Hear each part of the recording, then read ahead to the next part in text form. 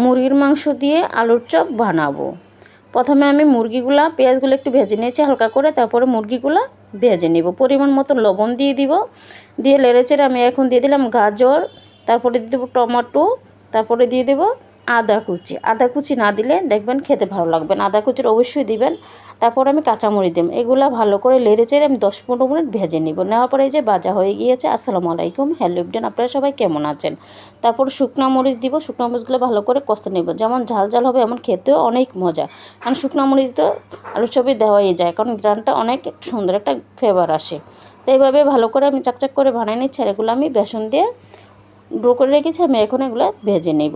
আসলে এত মজা যে হয়েছে, রমজান মাস থাকতে থাকতে এভাবে আলু চপটা মুরগি দিয়ে বানিয়ে খেয়ে দেখেন, আসলে মুখে লাগার মতন খাবার। এমনকি বাচ্চারা হই হুল্লো করে এটা খাবে, কারণ আমরা চাই বাচ্চাটার সামনে একটা ইউনিক খাবার দেওয়ার জন্য। যদি এভাবে বানিয়ে দেন আসলে সবাই একটু পছন্দ করবে, এমনকি আপনার খাবারের প্রশংসা বেড়ে যাবে। কেমন হলে সবার জানাবেন কমেন্টে।